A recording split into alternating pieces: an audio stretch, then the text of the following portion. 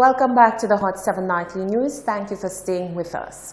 If you are intending on catching a direct flight to Barbados to perhaps get your U.S. visa, then think again. The financially strapped regional airline Liat on Thursday announced the cancellation of several flights due to what it termed operational reasons. The airline did not elaborate on the operational reasons, but in the past had warned several regional destinations that they had until the 15th of March to respond to the airline's minimal revenue guarantee proposals. Earlier this month, St. Lucian Prime Minister Alan Chasney responded to these requests, saying that his government will not acquiesce until conditions are met, including that Liat significantly restructure for lower operating costs. A proposal has been made to St. Lucia that they're looking for us to put a one-time cash injection in of around $600,000 US, and that they would also like us to consider to do an MRG on. St. Lucia's position is very clear. We would not consider doing any of those things unless there is a significant restructuring of Liat. That we would know that the cost of running Liat is not going to be what it currently is. So my understanding is that they are in negotiations with the unions. They are in negotiation with the lessors of the planes. We have not gotten any feedback as to what the results of those negotiations are. Liat has announced that it is cancelling flights LI-374 from Barbados to St. Lucia, LI-375 from St. Lucia to Barbados, 337 from Barbados to Grenada, 338 from Grenada to Barbados, 769 from Barbados to St. Vincent, and 770 from St. Vincent to Barbados. These flight changes seem to certainly give St. Lucia the short end of the stick by not having direct flights to Barbados, which is an essentially important route. Was this backlash from Liat following the statement by Prime Minister Alan Chasney? Career diplomat Earl Huntley, in an exclusive interview with Tresha Lionel, clears the air on the matter. Some may wonder why Earl Huntley to speak on regional aviation. I used to be St. Lucia's Chief Air Services negotiator when I was in the Foreign Ministry. So I negotiated the agreement for Canadian Airlines to come to St. Lucia, for the UK agreement for British Airlines to come to St. Lucia. I also negotiated something with Venezuela and Trinidad. So I'm talking from that background of having some experience in air services. I don't know why Liat has done what they did. Maybe it may be a response to the lack of movement by St. Lucia in terms of support of Liat. I myself do not agree with this Prime Minister or the last Prime Minister, Prime Minister Anthony, who didn't want to put money into Liat. My view of Liat is that it is necessary for movement in the Caribbean. If you have a community, a Caribbean community, and therefore you have to facilitate freedom of movement. You have to facilitate people in the region moving. Having a means for the people of the region to move in the region, one needs to support Liat.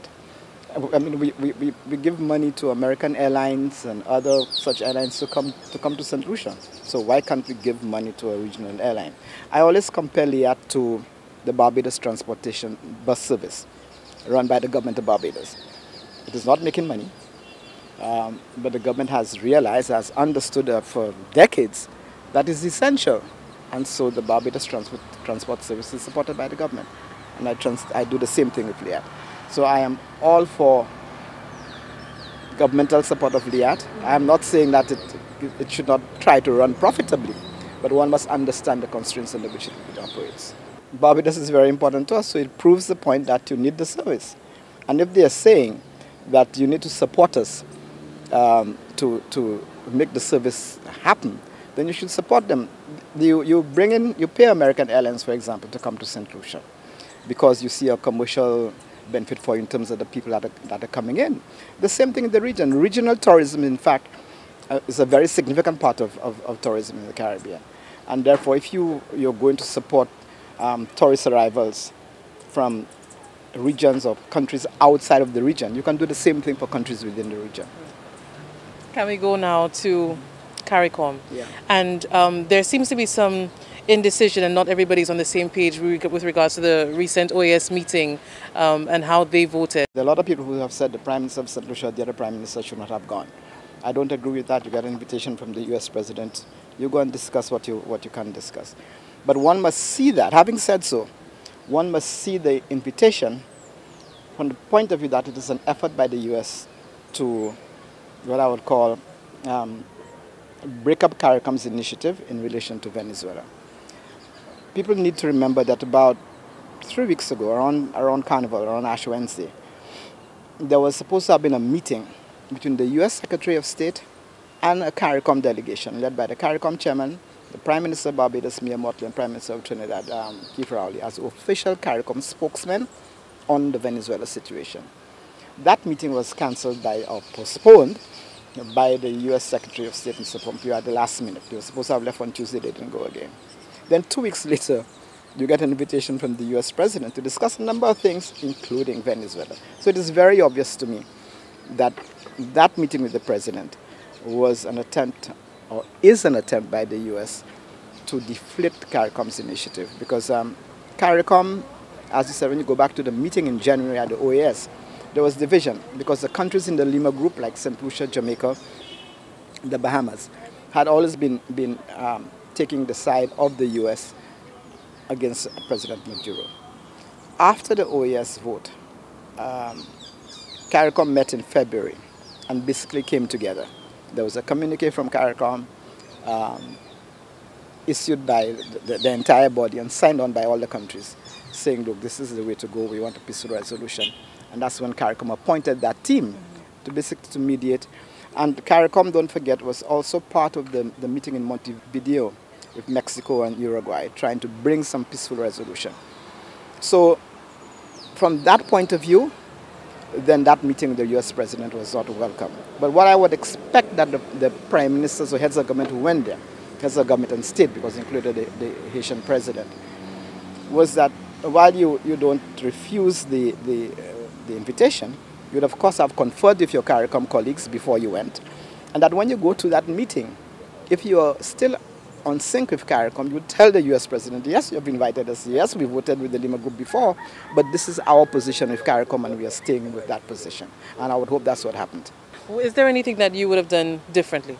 As I said, I would have gone to the meeting, but if I have after February signed on to the CARICOM position, then what you say at the meeting is, yes, we voted with you before, but we are now one with CARICOM, and this is how we are going to remain. Do you think that it has effectively somehow diminished CARICOM and its integration? No, I don't think. There'll always be differences. CARICOM is supposed to coordinate foreign policy. You will not always get countries on sync on the same issue. I'll give an example which is very divisive years ago, the Grenada intervention, in which OECS countries and Jamaica and Barbados invited the US, and whether or not people debate that they were invited. I was there, they were invited the US to come. Countries like Guyana, Belize, the Bahamas differed, okay? And there was a lot of division at the time, a lot of rancor, but they came back together. Again, people, while you coordinate your foreign policy, in the final analysis, countries do what is in their national interest to do. So do you think that the relevance of CARICOM is waning? No. I think, in fact, what has happened with the US trying to divide them on Venezuela shows why we should be even more deeply united.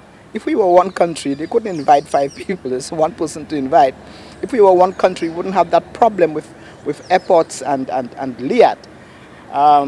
If we were one country, I have always said you would not need 10 international airports in the region. You'd have one in Antigua in the north, one in the south, maybe one in the middle, and you would shuttle your people in between from the hub. So that the way to avoid people or powers from outside dividing us is for us to get together more closely and more united. In other regional news, the division within CARICOM on the Venezuelan crisis at the Organization of American States, OAS, surfaced for the second time within 3 months when the 4 countries whose leaders met with US President Donald Trump last week voted in favor of an OAS resolution further critical of the leadership of President Nicolas Maduro in Caracas. The Bahamas, Guyana, Haiti, Jamaica, and St. Lucia voted in favor of the resolution that said Venezuela's closure of its borders with Brazil and Colombia has in fact prevented the population, especially the most vulnerable, from obtaining food, medicines, medical treatment, and educational opportunities. Only the leader of Guyana was absent from the meeting with President Donald Trump at his private residence in Miami last week Friday. Antigua and Barbuda and St. Vincent and the Grenadines voted against the resolution adopted by the Permanent Council of the OAS on Wednesday, while Barbados, Belize, St. Kitts and Nevis, Suriname, and Trinidad and Tobago abstained. Dominica and Grenada were absent at the time of the vote. You're watching the Hot 7 Nightly News. Stay with us. We'll be right back.